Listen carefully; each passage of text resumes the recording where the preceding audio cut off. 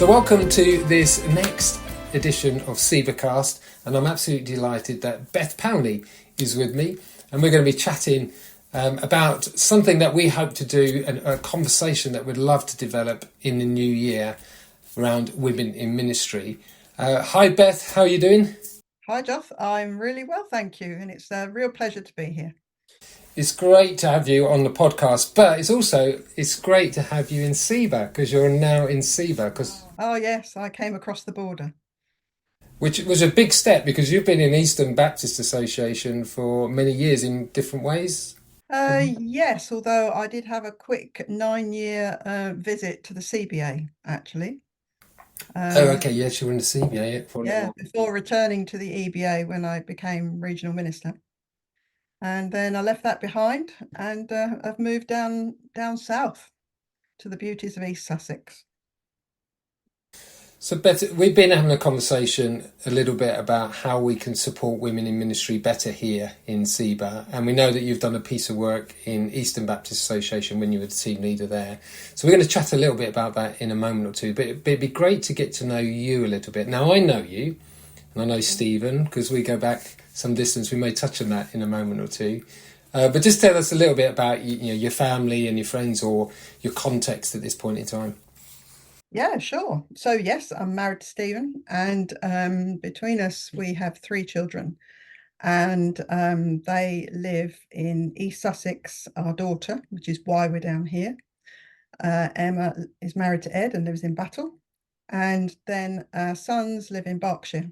So we had to pick somewhere to live, and we decided to head for East Sussex. Um, Between these children, we have 7 grandchildren who range from 24 to 2. Now, I'd need to quickly say that the 24 and 21-year-old are step grandchildren. Either that or I'm wearing really well, but I'm not actually old enough to be their grandmother in a biological sense.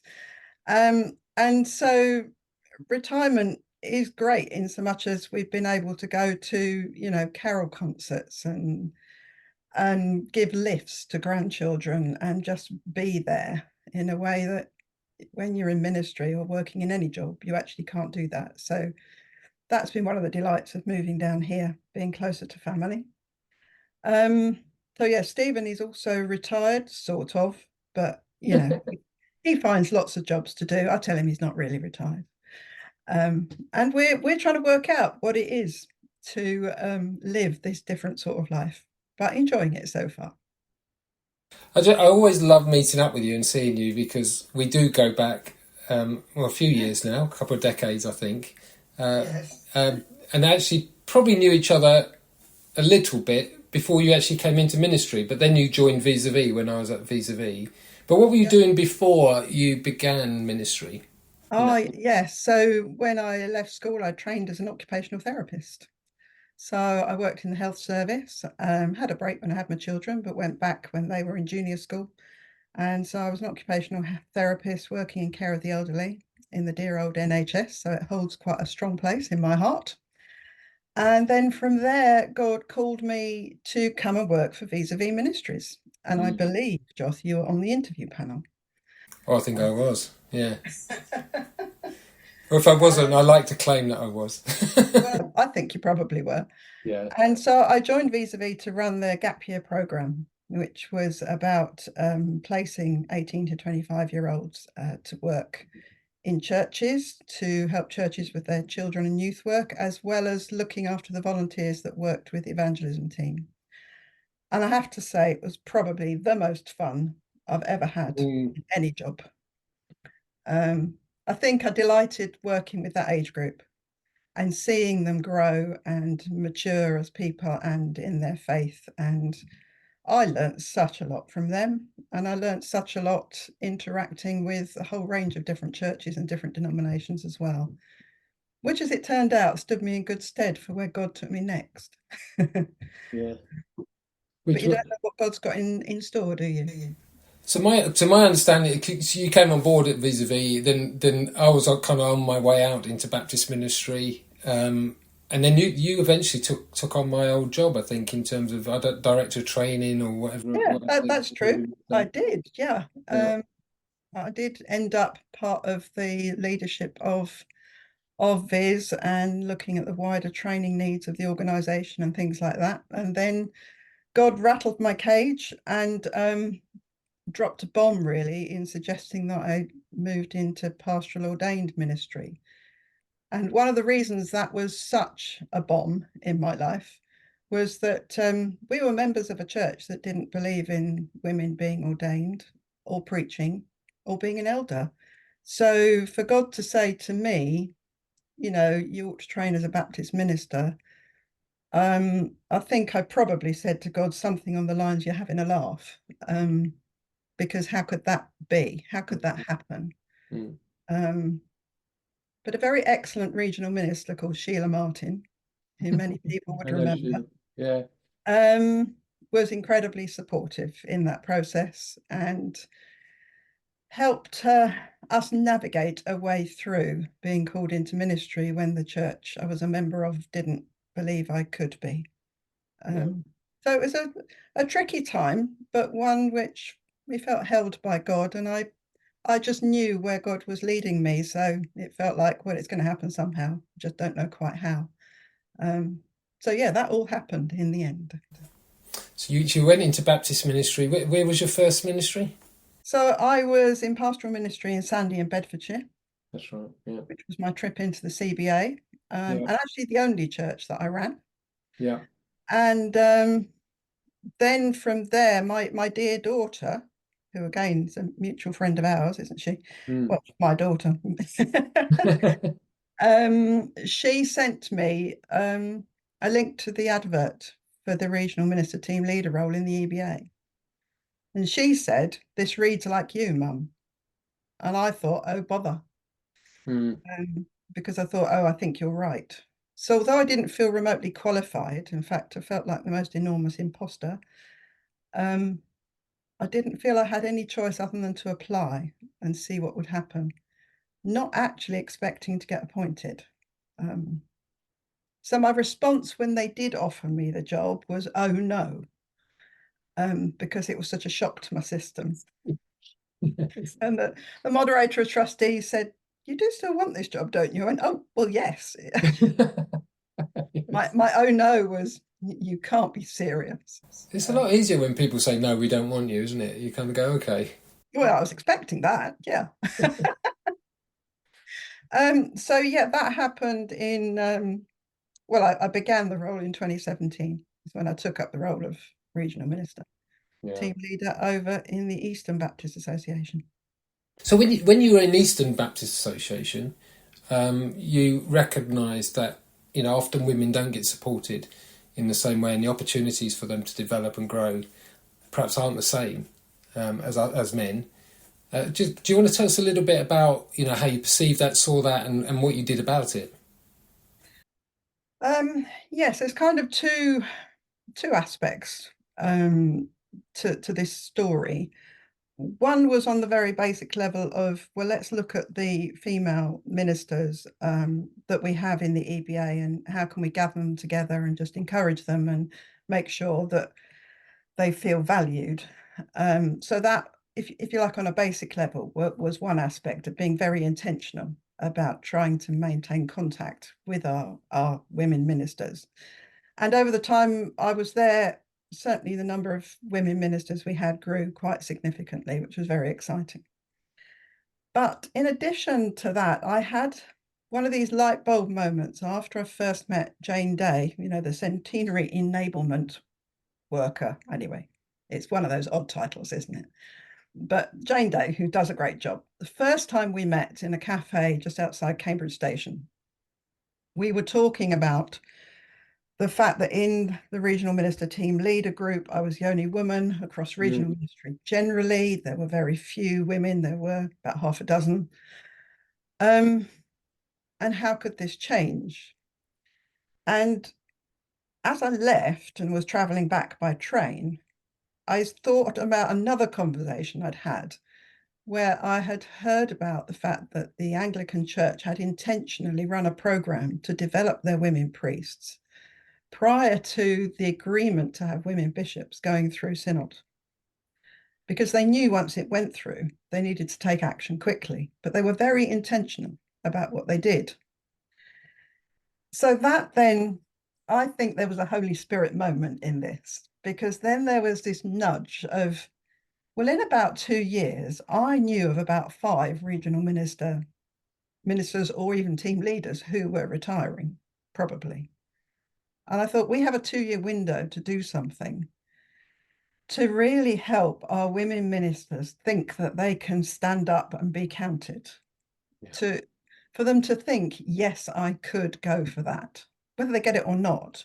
The first thing is actually thinking you could go for it.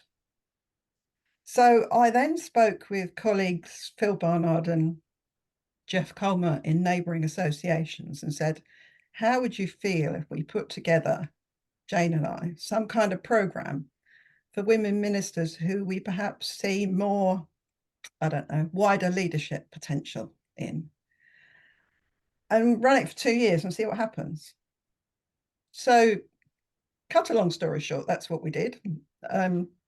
Just at the beginning of lockdown, actually, we gathered together 15 women ministers. We met once in the LBA offices in person, week before lockdown, listened to what they felt they needed, listened to some of their story.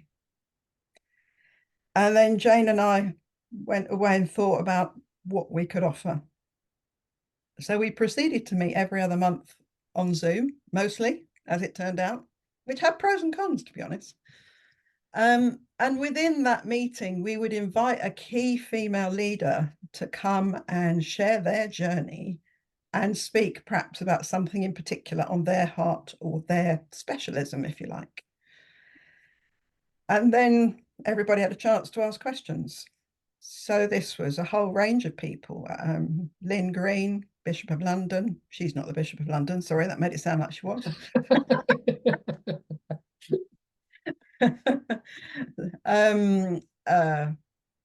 Leader of Large Church, Kate Coleman, Hayley Young.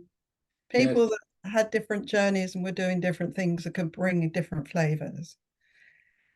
We called this programme Magnify You, and it had a huge impact on just how these women grew in their understanding of who God had made them and what God could possibly want to do with them. I wasn't bothered whether they became regional ministers or whatever they did. What matters to me, my DNA, which is partly why I enjoyed the vis-a-vis job so much, is to see people grow and develop in their faith, in who they are, and to fulfill their potential. Yeah. So that's what mattered to me. Any jobs they might then take on was a byproduct. But the byproduct of these 15 women was 5 of them are now regional ministers. Yeah. And one of them is running a large church, and that is a huge glass ceiling for women. I'd say it's actually harder for a woman to be called to run a large church externally, not from within, than it is for a woman to be a regional minister. Since moving to SEBA, you and I have had a couple of conversations where we've just been thinking, or certainly with me moving to SEBA, I felt that we need to do more for women in ministry in our association. But what does that look like? And it's been great to have you on board to start a conversation about what does that look like. And we're not suggesting that got a programme in mind, particularly at this point in time. All we're thinking is that a good conversation amongst the association, amongst women in ministry particularly, is going to be really helpful. And you've very willingly volunteered to facilitate that for us. So tell us a little bit. I know we haven't got a programme, but what's your thinking? How do you think that may work? I think the place to start is to gather together and have a conversation. So the place we started with the women that we've worked with the CBA and LBA and EBA was to sit down and listen and say, what do you think you need? And I think it's the same place. That's where you start. The opportunity that the Ministers' Conference brings is great because you can get more people together in one place easily. This association is really spread out like the EBA was. And so to be able to sit down over a cup of tea or coffee and just chat with women ministers that might be at the conference would be a fantastic opportunity to say, how can I, with the help of the association, encourage you, help you grow in your skills, help you to develop? There isn't a program in mind. If actually some of what I did before does seem to be helpful, well, that's what we can do. But if it's something else, then we'll look into how we can do that. It's not like we have this box that you've got to come and fit into. It's who are you and what do you need, and how can we make that happen? And you very kindly booked yourself onto the conference. Ah, So you're going to be there. I am going to be there. I'm even staying overnight, even though it's only half an hour away. I think that's real sacrifice. That's sacrifice. That is, yes, that is sacrifice. And but what we're going to do is actually release some space in the program to ensure that there is a space and a time when you and women in ministry can gather together and can just begin that conversation. It won't be the end of it by any means, but it'll be the start. Yeah. I would hope moving forward that perhaps we have 2 or 3 meetings across the association to gather the women ministers together, because obviously not everyone's going to get to the conference. So, perhaps moving forward, that's something we could do. But the conference is where it can start, isn't it? So, Beth, I mean, we're delighted that you're willing to journey wherever this journey looks like. We're not sure what it will look like, but we know we need to go on that journey. So we're delighted that I think you're a precious gift to us, really, that not only do we know each other, which is great, and we can trust each other as we journey through that, but we can but also you're here with all that experience that God has now given you, which is fantastic, and wanting to help serve the association in this way. Yeah, I think it should be exciting, shouldn't it? I hope, yeah, very much so. Yeah, that's great. Thank you.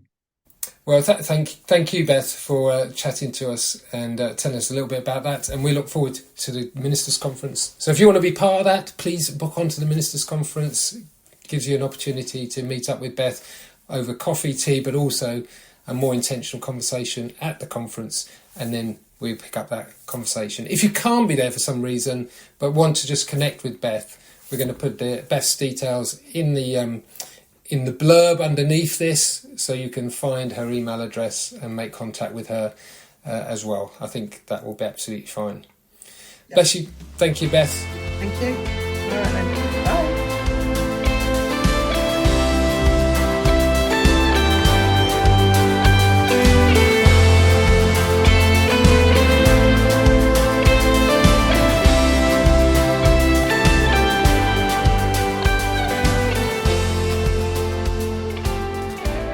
Unless you're going to say something really wise in a second. Nope. I have nothing wise left to say. No.